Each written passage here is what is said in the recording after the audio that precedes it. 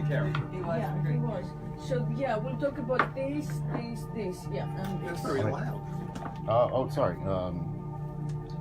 Is it better now? Let me see. Put them on. It's just the music for now. It's just the music. Like once you come in, it'll be a lot different. I just need your lawyer's name. Yeah, let me put this. Put this here, and then I'll take it out. Robin Williams was a client of mine and a friend, and I used to Oh, watch so him sad.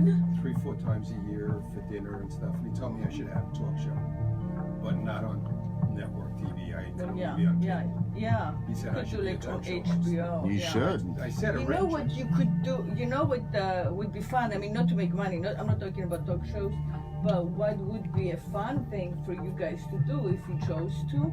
Is every full moon on 79th Street on the beach. There is like a lot of He's got stories about the drummers gather and the fire eaters and the fire Right. performers, and you could do like one of your fire plays. Except somebody has to be naked. Yeah. Eve. Well, it is. Eve, I'm gonna bring you in. Okay, sorry, we're under. We usually do not have time restrictions, but I know. money But now- talks. Well, that and I'm just busy as all shit now. That's cool. Eve, you're ready to go. Welcome to Speak Sex. I am Eve Eurydice. I am a Greek writer and artist from the island of Lesbos. I work on the theme of female sexuality, and the purpose for this podcast is for everyone listening, and ideally everyone in the world, to demystify sex, sexual activity, the body, and to learn how to speak sex fluently and ideally before the actual sex takes place. So instead of having the sex and then stopping and looking at each other and trying to figure out what was that and where do we go from here, and misunderstanding each other in the process, finding ease to move from non-sexual place, like, you know, having dinner, having a drink, finishing work, whatever it is, to sexual conversation. So I'm interested in you. I like you. I want to be with you. How would you feel about it? Just say it instead of saying all kinds of other things and implying that and thinking that there are unspoken codes, and then the other person.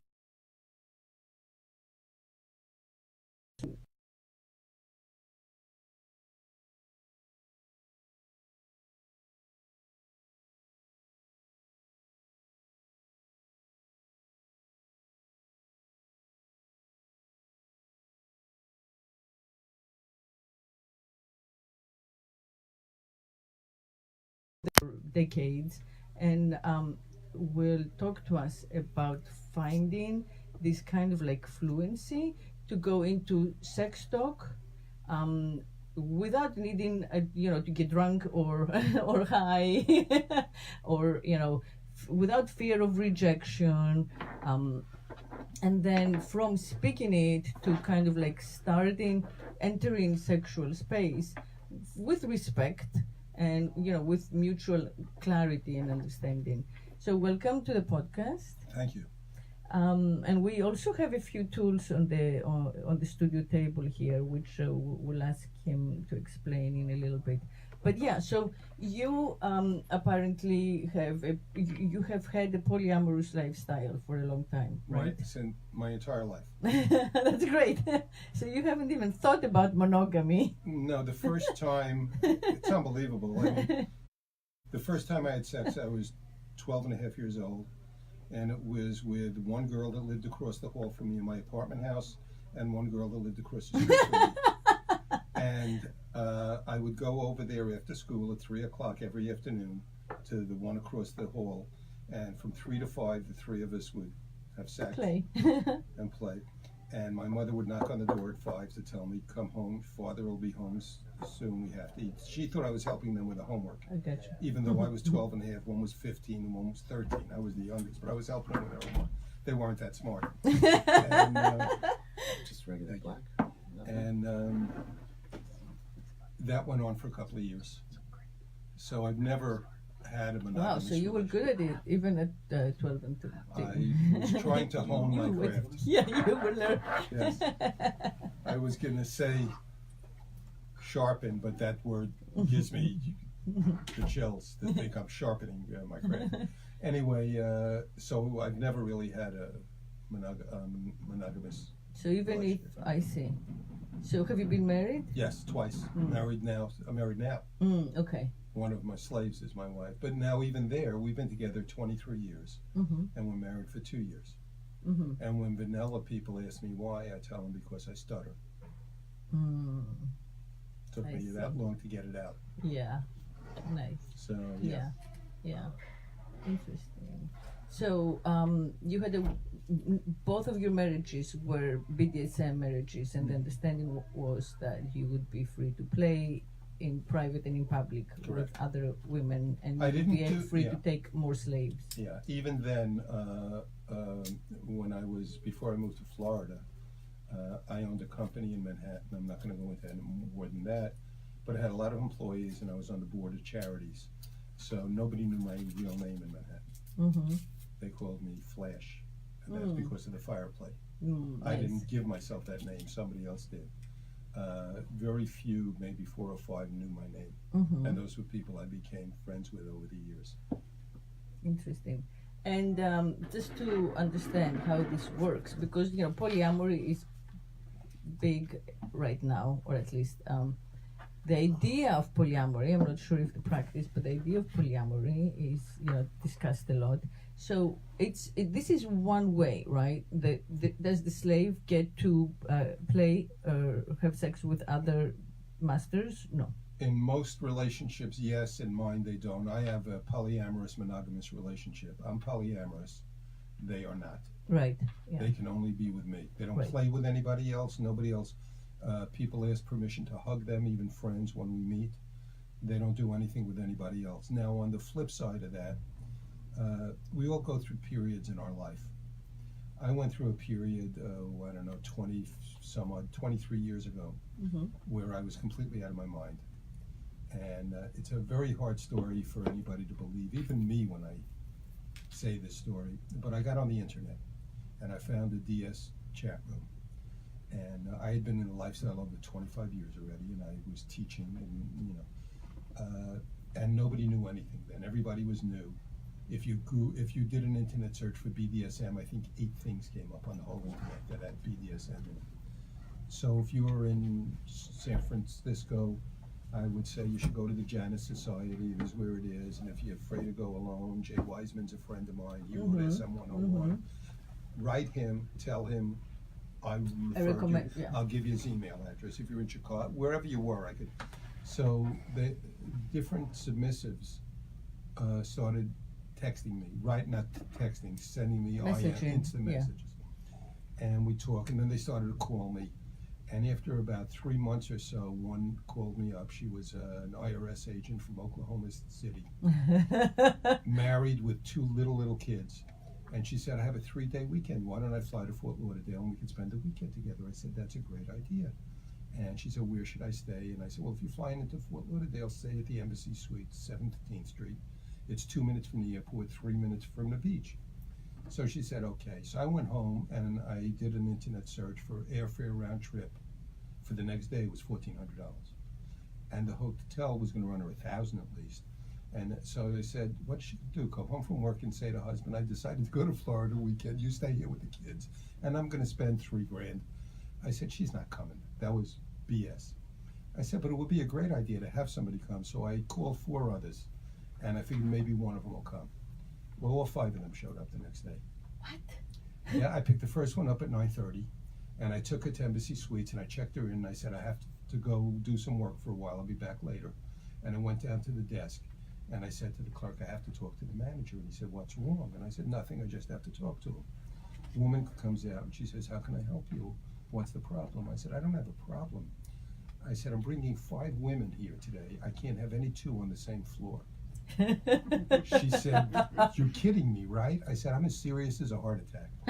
So I had 5 women John, take notes. I had 5 women on 5 floors. I was running up and down all weekend. I couldn't go down to breakfast because it's in the atrium. They would all... So I was exhausted. You were exhausted, yes. Over the next 18 months. And were they happy? They left happy? They left happy. Okay, and nobody ran into, they didn't compare notes. They were happy for about a year and a half. Eventually they compared notes. They weren't so happy. About 18 months later, this is the part that's hard to believe. I had 136 collared slaves that I owned, real time, that I was seeing.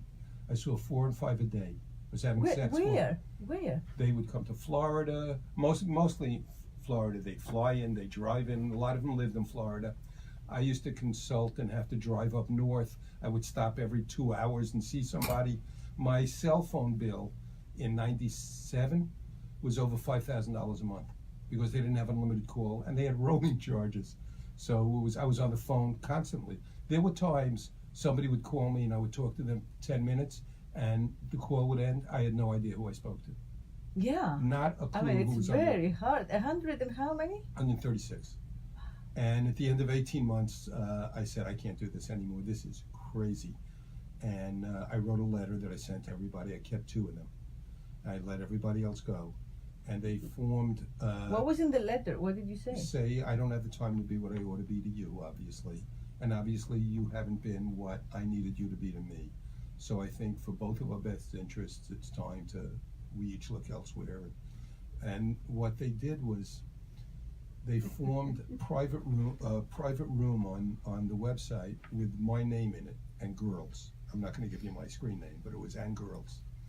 And you could have, 36 people in a room at a time or something. They'd go in there and compare notes. Oh, and yeah. somebody would say, well, he liked me. I saw him for Mother's Day. And somebody else would say, I had lunch with him at his house on Mother's Day. Somebody else I was with him all afternoon. And somebody else was with me at night. And they got crazed. This was after I let everybody go. So I'm still friends with most of them. It's good. I mean, they call me for advice still, and I help them when I can. And there's a couple of them I'm sure I'll So do you think that you did that because it was exciting? I was like a kid in a candy shop. Right. And when I let them all go, it was like a challenge. It was a challenge to No, it yourself. wasn't a How challenge. much can I do? Or No, it was just, I just was nuts. Mm. And at the end of the 18 months, I made a vow to myself that I would not have intercourse with anybody that I wasn't in a committed full-time relationship with. Oh, wow. And I haven't since then, 21 years. Anybody I've had intercourse with right now, it's the women, You're 3 slaves. Yeah. Yeah. Nobody else. No, that's good. Yeah, that's good, and it's simple to keep track of. Yes, much simpler. Yeah. And I know who I'm speaking to on the phone now. Right. Yeah. That was the real reason. Yeah, I mean that was definitely not intimacy, but yeah, I think what happened is that with the beginning of the internet, all of a sudden you had access to women around the country, and and it was amazing. You were not geographically limited. Right. Yeah, so it's exciting, and you had something to prove. Yes. Yeah. I guess. Yeah. Or they did. I don't know. Or they probably had a hard time finding someone who was not, because you don't want someone who you will run into at the grocery shop. If you're married and this is like a private kind of journey, you want to find out, you want it, you don't know how much of it you want, you're still looking for it in the wrong places. A good website to go to if you're in that place now is FetLife, right? A good website for polyamory is More Than Two. More Than Two. Which is interesting because Janet just came out with a new book with Frank, I forgot his last name, called More Than Two. Mm-hmm. Janet Hardy. Right, Janet Hardy. Yeah, just came out with a new book, right? Just came out with it. Mm-hmm. They can write fast. They write fast, those books. Yeah. I think they took the Evelyn Wood speed writing course. They knock them out. Yeah. So, and I understand. I mean, they're talking about communicating, about how to go about it. It's kind of like how-to books. So they don't have to go very deeply into emotional. Yeah, they had asked me to write a book for Greenery Press probably 18, 19 years ago on fire play. And I told them I'm not doing it because somebody's going to burn somebody's head off and I'll get sued. You get sued, yeah. So I wouldn't do it. Yeah. So, so polyamory, More Than Two, and you can find other people who are interested. It's a little like the dating More app? Than Two is not a dating site. Okay. More Than Two is an informational site. Gotcha. Where you can read about it, and they have great information on that site. But what are some of the dating sites where you could find couples that want to swap, or swingers, or, you know, I know that there are, you know, sites where you can create a profile Yeah. and then you find out about local parties. FetLife's a good one. I'm really, I don't do any, I don't Right, right. look online Okay. for anything, so I don't know. FetLife has polyamory groups. I teach that also around the country. And polyamory is different for me than most people who are interested in it, because my relationships are master-slave relationships. So it's not mine are poly-mono relationships. They are not allowed to be with anybody else. Right, yeah. So you it's said, different than most polyamorous relationships. Both parties can have other lovers, other people that they're in relationships with. Right, so most polyamory relationships, there is the primary source that kind of is supposed to stay is the steady main source of supply of intimacy, and then secondary sources. Well, you could have that, or you could have both people who have their own, Right, yeah, exactly. you know, areas. We do a lot of stuff together. We go on vacations together. We travel together. When I teach at an event, everybody comes. We all stay in the same suite. We do everything together. Mm-hmm. So, but the women do not have sex with each other. No. They only have sex with you. Correct. Yeah, that's a great deal. I mean, I must say. But on the other hand, it's a lot of work. A lot of work for me. For you, Oh, yeah. It's, yeah. I'm exhausted. Yeah. Yeah. I need a nap right now.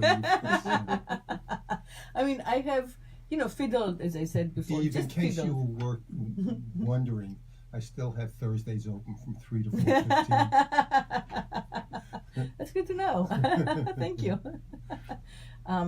Yeah, I have always thought that being a top is much more work, both physically and mentally.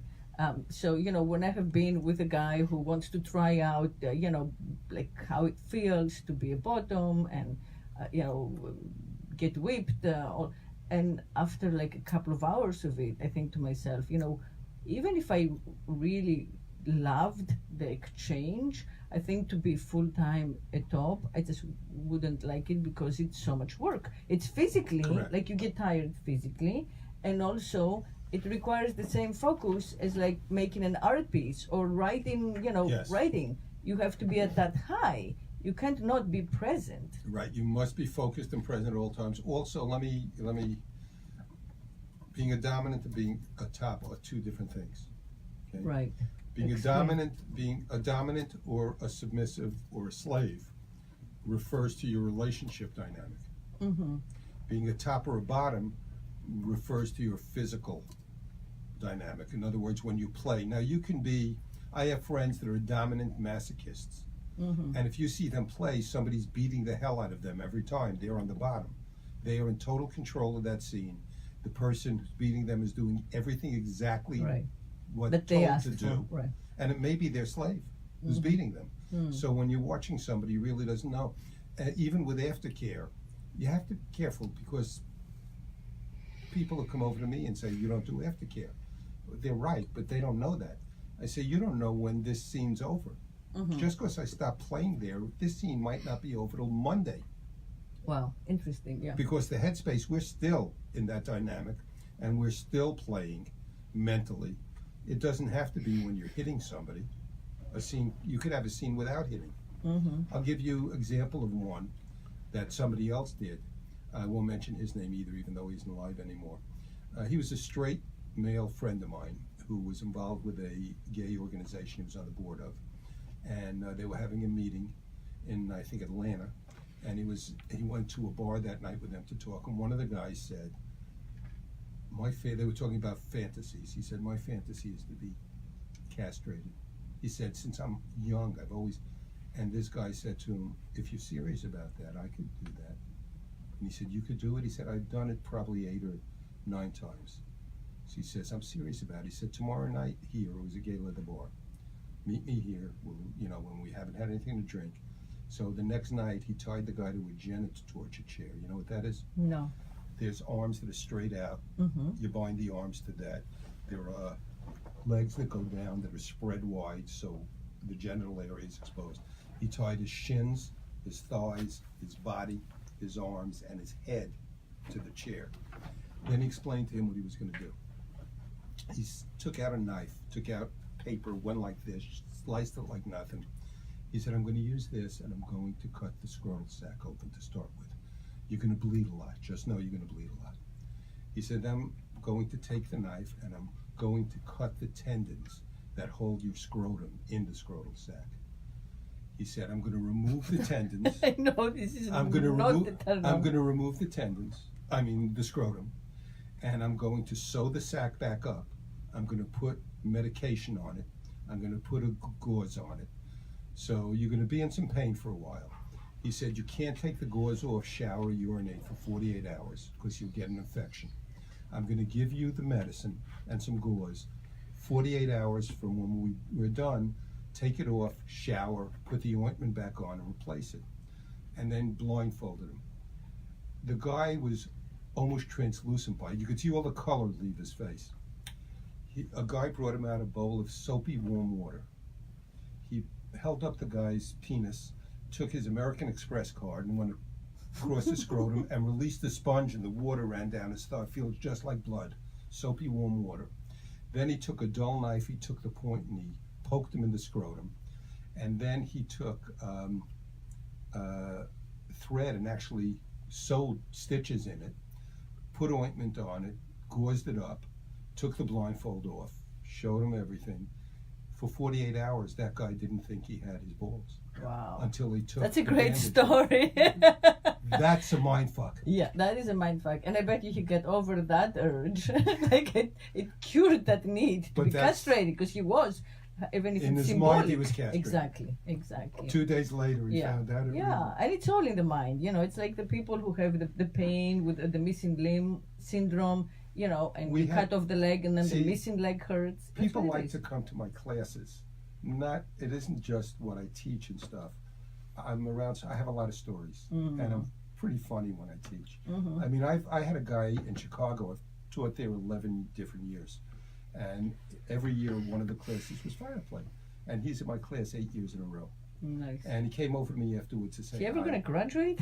Well, I said to him, I said, I have to tell you, you are the slowest learner I've ever met in my life. He says, I just come here because this is the most fun I have at the whole convention. Yeah. So, but there's another story. A friend of ours, a femdom, dame they call him, but femdom, and her husband. There was another friend of ours, Lalik from Cape Cod, went to Kink in the Caribbean. It's a weekend event in Japan. Club Right. Eden. Yeah. Kink. She was teaching down there, and she was teaching almost like mummification, but what she was doing was she encased this guy from up here, the Dom's wife, husband, she encased his cock and balls in concrete. And then she was going to show him how you remove it with a concrete saw. And she went into a bag. This was on the first day there, and she said, oh my God, I can't believe this. I left the saw home in Boston. No. She said, but don't worry, I'm going to call. Wait, he traveled with this around his cock and ball? No, he was there. She did it there. Oh, okay. On the beach. Okay. On the beach. She put it on. Okay. And she said, I'm going to call my slave in Cape Cod and have them FedEx overnight the saw. I'll have it all. So the day after tomorrow, we can meet here again, and I'll show you how it's done. You can't go in the water because you don't want to get infected. You can't urinate, so don't drink. Oh, wow. You can't for 48 hours. So 2 days later, they came back, and they had 300 people around watching. And she took a bucket of water and threw it on it, and it dissolved. It wasn't real concrete. But he walked around like that for 2 days. He couldn't wear pants. Wow. Couldn't get the pants on. Wow. That's a mindfuck. Yeah. And it works just as well. That's the point. The And you're not damaging experience- anybody. You're not hitting them. Right. But the experience, It's you very get intense through. for them. It's Yes. very intense. Yeah. And they do get over whatever that desire or fear, or it's very cathartic. You come out different Yes, than when especially you if it doesn't dissolve. Yeah, sure.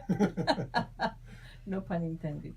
So we have here, I see the knife. I'm interested in, what do you do with a knife? You can do a lot of things with a knife. This is actually a knife I just bought on my trip. I have a lot of knives, different kinds. I like to white line. White line means, let me have your arm. White line means I will do it. You see the line? Mm-hmm. But I won't break skin. That's nice. A lot of it, and I appreciate with the it. music in the middle of the back, you can also, as I said So to you, you make a white line I on will the make skin. not just one. Yeah. I will play with it Mm. again with the So music. you'll make white line designs on the Yes. body. Yeah. And you can do it I will throughout the also- back and the butt and the Or legs. You can I just might take spread the it. point in your nipple, Mm-hmm. and that's very frightening. Yeah. Because it's very sharp. Oh no, it's very sharp. It's okay. I might use it this way across the nipple, Mm. and that also hurts a Nice. little more Yeah. each time. Yeah, And you can insert a knife. in the vagina Yes, without cutting it. hopefully. Hopefully. If you don't move, If the sub doesn't move, if the If the vagina bottom doesn't doesn't move, move. yeah. and they won't move. This is real Oh bondage. yeah, This they is will real not bondage. move. Yeah, the stakes are Yeah. high. And sometimes I might blindfold them and show them this knife Mhm. and take out a dull knife with no sharpness at all and put that in, but they don't know the difference. So if they move, they won't get cut. Right. And if it's somebody I don't know, I'm not going to take a chance with them Mhm. because even if it's their fault, it's my fault. Yeah. So it's always my fault. Yeah. It's So- always your fault. So that's yeah. Yeah. Not if you ask my mother. If she was still alive today, she would tell you it's never my fault. I was an only child. Sounds like so- a Jewish mother. So, yeah. Yeah. So Yeah, you see, so you just touched. So he did a white line on my arm. I didn't flinch. I didn't even think about it. And then he went to touch my fingers, and I just pulled them away.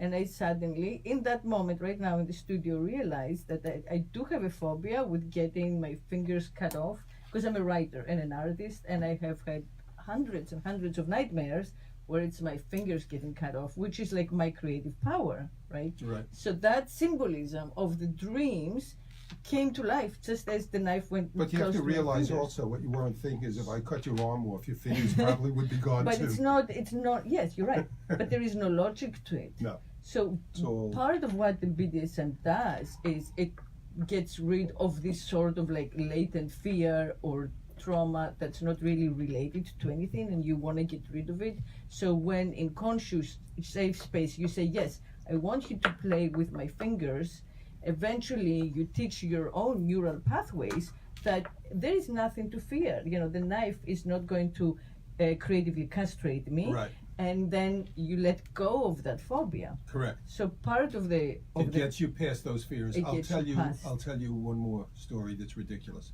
I was doing a fire play class right down here in South Florida, probably 19, 20 years ago. And in the back of the space, they had a bondage table, which is like a very big, thick massage table, that sort of thing. Mhm. So I said after the class, anybody, I'll be back there for a half hour. So one of the women who came back there was older. She looked like a concentration camp guard. She had this blonde hair pulled all the way like a back. Nazi guard. Yeah. Mm-hmm. And she said to me, she was older. She said to me, I really want you to set my face on fire. And I said, I really don't like to set anybody's face on fire that I don't know. Because if you do anything wrong, it's severe injury. And I don't want to take, I promise I want to promise. And when we spoke for 5 minutes, I said, okay, I'll do it. And after I set her on fire, I walked away because it was the end of the half hour. And she said, hi, my name is Lori, blah, blah, blah. She wasn't in the lifestyle. The guy that owned the club, who was a friend of mine, who was his mother. So she was 70-something years old. It was 20 years ago. I mean, I was, 12? Still. So she says, I want you and my slave to come to my house Friday night for dinner. I said, we're busy Friday night. She says, well, here's my number. She writes her phone number down, and she gives it to me. And I threw it away. 2 weeks later, I'm back in the club, and the owner's wife, who was the bartender there, says, you didn't call Lori. I said, I lost the number. She said, well, she calls me every day. And she says, Harvey didn't call. So I give her, she writes the number down again. She says, here's her number. Call her this week. Threw it away. Next week, I'm back in the club. Such a guy. And she says to me, Lori is driving me crazy. You're calling her right now. I'm getting her on the phone and putting you on. She puts me on the phone with her, and she says, I was talking to my best friend, who's head of the burn unit. She's a doctor at a local major hospital. I told her all about you, and she thinks it would be great therapy for the patients if you came down. I said, she's out of her fucking mind. I said, somebody's going to be in a sling with 3rd degree or 4th degree burns and I'm going to set them on fire? I'm not doing it. But she's right. I would not, I'm not. It would definitely be healing psychologically if they wanna go through it, because you learn that fire does not always burn you. Correct. So it tells your mind something new. You know what I mean? The So way we deal you would with like me to set your vagina on fire? no, To get you past that phobia. I don't have that phobia. My phobia is the knife with the fingers. We could do But, both at once. at once. Yeah. So, but I do think that a lot of our, we think about sex, it's just a way to get off, or But we have a lot of inhibitions. Exactly. One of the main reasons, the health reasons to let go of our inhibitions, is that they are limiting our mind and they're limiting our potential as human beings. So they're limiting us in other aspects of our lives besides the sexual aspect. And what our mind since childhood tries to do, this is like basic performance psychology, it wants us to avoid pain and to be happy. So when we're starting and we're super young, whatever happens around us, if we register it as pain, it's possible that for the rest of our lives we will avoid that because we think it hurt us. So sex is sex as in BDSM sex is one of the ways to kind of like retrain and unlearn all the lessons that don't serve us, so we can be like more whole and free human beings in our daily lives overall. So if you learn that you can like hold stillness and you can have a paddle and the paddle can hurt you, and that's not the end of the world, nothing happens at the end of it, you just like go back to your normal life. That is a very basic boundary that you cross. And as you cross all of these assumed boundaries, you realize that we're not as fragile. You also can live a freer life. Right, exactly. And you can experience things you will never experience otherwise. Yes, exactly. And really, that's what it's about. What is this tool that is not leather and it's not rubber and it's a nice bright orange red? It's a coax. You know what cables are made out of? That's what they. Oh, like an electric cable. Yeah. So it's like a flogger, but instead of. It's very stingy. Very stingy. It really hurts. Okay. So, okay. And it hurts just as much when you just use the ends of it. Yeah. So who invented that? An electrician. I think it was Albert Einstein. Some guy working with a cable was like. I think it was Albert Einstein on a lonely Thursday night. Yeah. I have no idea. Okay, and that the rubber one. That's just a paddle. Okay. Just a little it's just rubber another paddle, and it has 2 different sides. Right. So this. That side has raised rubber on it. The raised rubber definitely hurts more, depending on where it Depends goes. how you right? hit. I could use either side. And it leaves marks. It I will would leave, assume all of that these the things raised can leave rubber. marks. Right. Everything. Even the paddle? Oh, well, sure. redness, yeah. But mark? Oh, I can mark you with the paddle. I can mark you with anything. Interesting. And we talked about this, but what do you call this again? It's like a quirt. Quirt. It's yeah. Yeah, interesting. Very nice. I love that one with the wooden handle and the coax. Yeah, no, this one. No, This this looks like an electrician had like leftover cable and sadistic tendencies. No, I have a lot of different. I have one that's a thick coax. Like you put your TV on, and it's in a semicircle with a wooden handle, and there's another smaller one inside of it, and it's not really it goes like this. And if I hit you easy like this on it, it will leave two semicircular bruises on you for about 10 days, just like this. Wow. If I go back here and hit you, then you're really in trouble. That'll cause a deep bruise.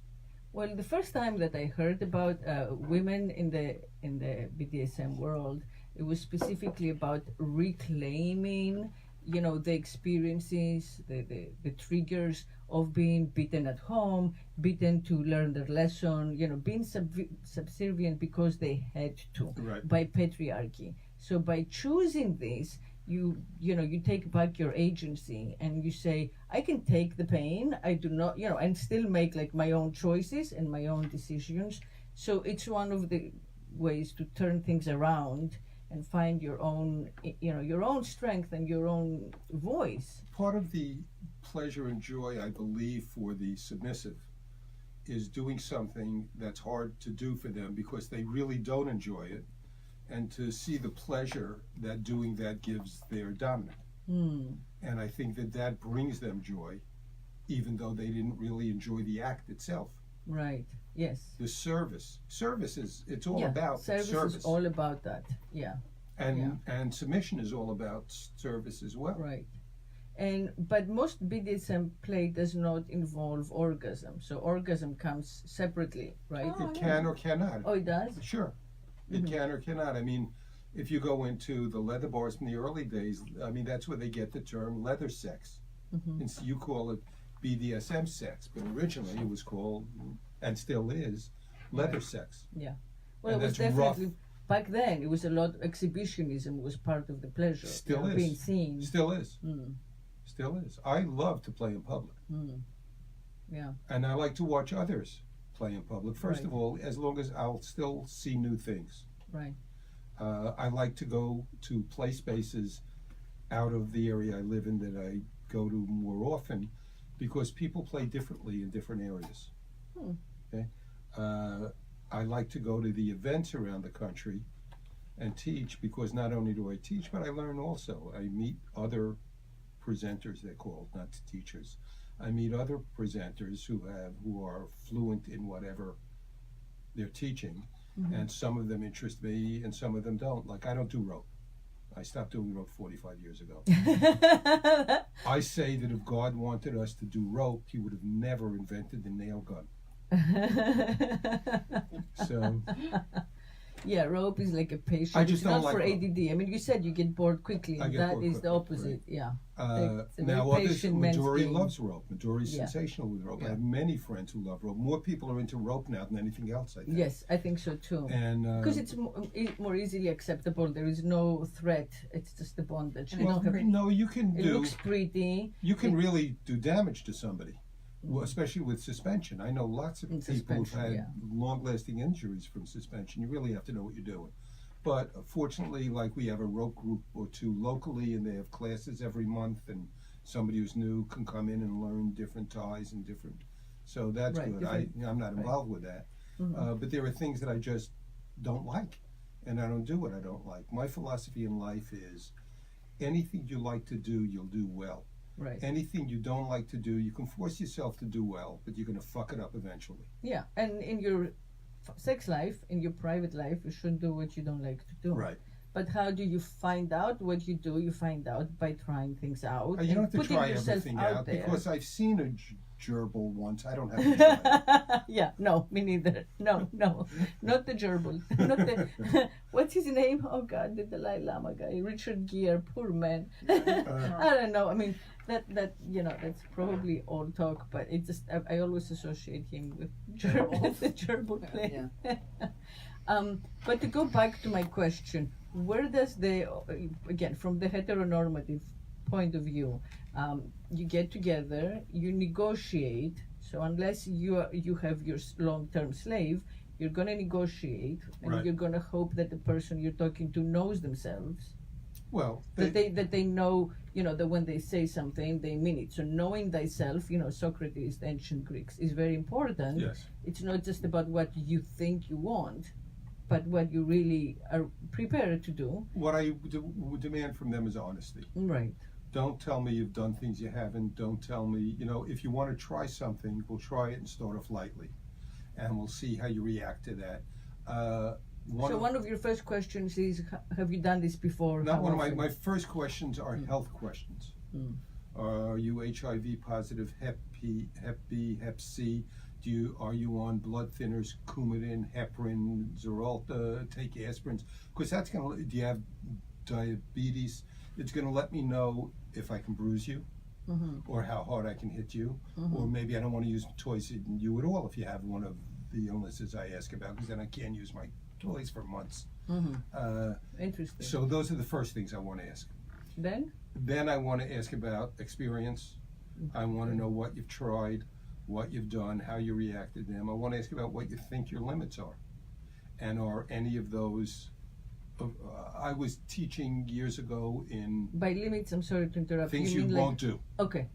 In other words, I had a girl come up to me and ask if she could be a demo bottom for me in my class. And I said, sure. And I said, what are your limits, though? And she said, the only thing we won't do in this class, no canes, like you saw the other. Yeah. I said, I'm going to use a cane. It's a class. I have to teach people things. I said, if canes are not good for you, I'll use somebody else. That's fine. And she said, okay, you can use a cane. But these are things you want to discuss. She might have said, no, I can't. It sets me over the edge. I can't do it. Right. But you want somebody who's honest with you about it, not somebody who says, yeah, it's fine, and afterwards says, I said no. You have to. So you have to trust them a little bit. How long have you been in the lifestyle? Have you tried this? Have you done this specific scene before? Well, not specific. I want to know what you've done before. Oh, okay. Have you experienced floggers, whips, canes, paddles, fire, knives? What have you? Electric, rope. I want to know what you've done. Have you played public a lot? Which of those have you not done in public? Stuff like that. I'll give you an extreme example.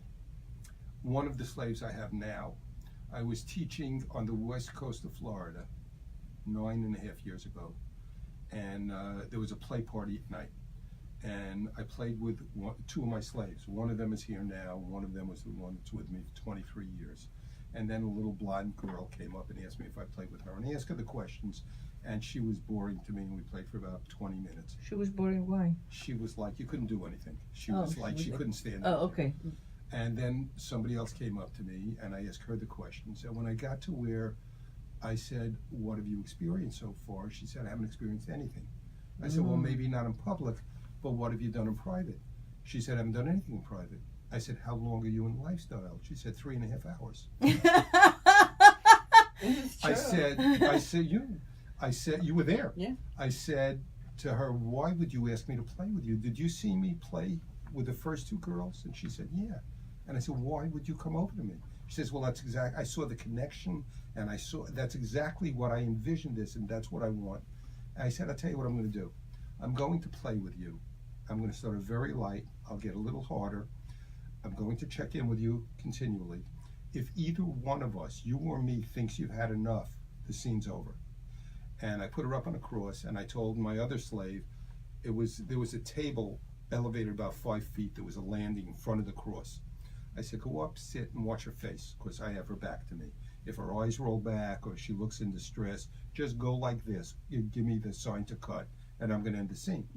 So I started to play with her lightly, and she started to dance. I walked in, I said, you can't dance, you can't move. She said, I like to dance. I said, well, after the scene's over, you can dance all you want. You cannot move during this scene. And I played it a little harder, and I came up, and everything was great. And I said, how you doing? She said, can you fuck me here? I said, I'm not fucking you here or anyplace else. We're just playing. And I went back and I played a little harder, and I would check in with her every 5-6 minutes. I played with her for 45 minutes. No way. She was such a natural. Wait a minute. At the end of the 45 minutes, or maybe she had no pain. Both of her thighs were purple, 360 degrees around. Wow. Her breasts were purple. Her back was welted, a massive welts, 1/4 to 1/2 inch across. And her ass was purple and bleeding, because she bleeds easy. She bruises easy. 2 weeks later, she called me up and asked me if she can come from the West Coast to the East Coast to play again. And I played with her again. 2 weeks after that, she calls me up, and I said, where are you? And she said, I'm in the town I live in. I said, what are you doing here? She said, I quit my job, and I'm moving here. I said, why? She said, I want to be nearer to you. Oh, it's true BDSM love. Well, I said, we haven't discussed anything. What are you talking? Why are you doing this? And, she's with me now 9 years. Oh, okay. So she's your third slave. She's my third slave. Yeah. Well, that's a love story. That could be Disney, but it's very, but for the bleeding and butt. And the purple thighs. Yeah. It's very unusual to find somebody. Yeah, she saw that chemistry between you and your other slaves, and they she say, picked up and on the it. people today say you should never play that hard with anybody new. Well, I wouldn't unless they're really loving it. Yeah, and you did have your other woman staring at her and reading her face, so that's very helpful. I'm always safe. I always. Yeah. For me. Right. Yeah. Yeah, I like it. So anyway, that's do we have anything else we want to say about polyamory within and without polyamory BDSM? is within BDSM is very different because it's an unequal dynamic to begin with. So I have the control, they have no Right. control. Right. And so if you join the family, you either accept that or you don't. Right. And mine is polymono, so it's different than most polyamorous relationships. Right. They have W's and V's. They have names now. You can be an anarchist, polyamorous. I don't Yeah, the unicorn. even a unicorn. Mhm. I tell people I don't know the names. I don't know the language, but I'm doing this for, I hate to say it, 61 years. I know how it works. Mm-hmm. So, and I've done it I probably have one of the longest polyamorous relationships in Florida down here. Nice. Where everybody's Do around you that do wall. like a furniture play? Where one Where of your they're slaves. a table or something? Yeah, where your slave is like a coffee table. No, or, only if we break the table. Would I have Would you have to have that? I have no Yeah. room in the house for an extra table. And they have other uses because they can't. But you all live separately, right? You're not I living live with all one. three. I live with one. Mm-hmm. One lives about 7 or 8 minutes away from me, Mm-hmm. and the other one lives about 45 minutes away from me. Right. Yeah. Yeah. And how do you know? I mean, what do you know about non-lifestyle polyamory? I know lots of people. Okay. Non-lifestyle polyamory. It's still. Mhm. It's all about consent on the way in, and it's not swinging. No. They're really, if you're polyamorous, the people you are involved with, you have a relationship with. Long term. Not just long term. Mm-hmm. And you can be polyamorous and they don't know each other, if that's your rule. Mm-hmm. I don't like to do that. I find it very hard to manage time people if they're segmented like that, because then if I have 3 slaves and I live with one and the other's an hour away, she's not going to see me a tenth of the time. Another one would.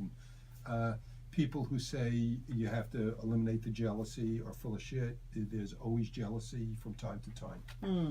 There are periods of time where I'll spend more time with one than another, or I'll go on a trip with one and not another. Last year I went to Las Vegas and Zion National and Sedona, Arizona, and the Grand Canyon with 2 of them. This year I'm going to Hawaii with 2 of them, so there's one left out of each trip. Not the same one, but one's left out of each trip. And each time there's a little, I really would have liked to go on that. But you have to understand that because of your commitments to family or job or life, you can't do that all the time. Mm-hmm. I have less commitments because I don't work. So you are the BDSM version of the Mormon guys that we see on TV, where they have the 3 wives and they run around, sister wives, Yes. and they run around Similar from to one that. house to the other. But you do not have to support them, which is No. nice. Yeah, that's better than the Mormons for sure. Right. And you can, do BDSM with them, which is much more fun than whatever those people are doing. It's amazing. I run a group. There's an organization called Mast International, MAST. Stands for Masters and Slaves Together. I run the group in Palm Beach County. And they came out a few months ago with the average attendance at each of the meetings. We're doing this 2 years. We have the largest attendance of any mass group in the world. Wow. The second largest attendance is Salt Lake City, Utah. Wow. So don't say the Mormons aren't doing the BDSM. Interesting. They are. They figured out how to spice things up within the religion. But Yeah. as I said to begin with, I think today in this podcast is that, orgasm is a spiritual experience. And even though our, religious authorities have tried to tell us that spirituality and sex are the opposite, we all know it's not true. Like everybody who has had a decent orgasm knows that feels like you just knew God. Yeah, but I think get out of yourself. I think pistachio nuts are a religious experience. But that's another story. I don't know. That's for vegans. You I've know, known and the people. one thing we really didn't speak about, which is the basis of everything, is consent. Yes. It's all about. That's what differentiates what we do from domestic violence. From DESAD or Yes. domestic violence. Yes. and yes. and it's all about consent. And I don't know if you're familiar with non-consensual consent. I have heard about it. Okay. Yes. Non-consensual yes, that it exists, consent is yes. what we have, where they have agreed to become my slave, Mm-hmm. and that means that anything I do, they consent to. Mm-hmm. So they don't. It's non-consensual because I don't have to ask them Right. if I'm doing something new or anything. Now, the rules I have are, we always have to have communication about things. I want to hear what you're thinking. I want to hear what you're feeling, and believe me, I'll let them know what I'm thinking, feeling also. And if I say we're going to do something, or I'm going to do something, and you think it's wrong for you, or I'm not looking at everything, we're going to have a discussion about it. I want to hear everything you have to say, and I'm going to listen. Sometimes you'll change my mind, sometimes you won't. But after we've had the discussion and I've reached that final decision, we're not talking about it anymore. Mm-hmm. So you have the veto That power. discussion's over. Mm-hmm. But I do want to hear what you're thinking, feeling, and then I'll decide after Yeah. I take that into account. Mm-hmm. Like if they have a trigger for something that's going to really, Yeah. that I'm not aware Make of, them traumatized. let or me know cry. about it, then I won't do that. Yeah. Yeah, But that's if it's lovely. just that they don't like it, that's not a reason not to do something. You don't have to like it. Yeah. I have to like it. Yeah. Or I have to think it's important enough in your life to do it, even if it's not something I love. Exactly, because liking is not the only reason to do something. You know, there's a lot to be learned No, from experience. Or even just to get even with somebody's a reason to do. That's a joke for those of you Yeah, who it's a are joke. listening. Anyway, yeah, I think, and again, verbal consent is the reason for this podcast.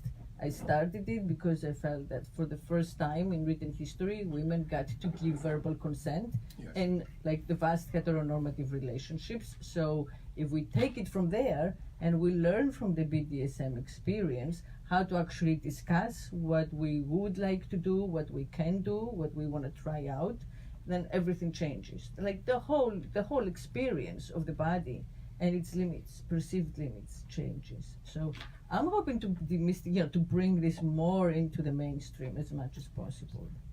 So thank you for coming. Thanks Thank you for so having much us. I for enjoyed sharing. you. I Yeah, enjoyed the show. thank you. Me too. We'll do it again. And thank you for listening. Thank you for trusting me as your sex whisperer on Jolt Radio. This is Eurydice, See, and I'm more like a sex shouter. the sex shouter and the sex whisperer. We both bid you adieu until next week, and until then, speak sex. My flesh is a beast. Okay, good timing. We'll take a photo. I don't allow my picture. It's okay. Okay with a photo with a mask? I Sure. have a mask. Yeah. Because I always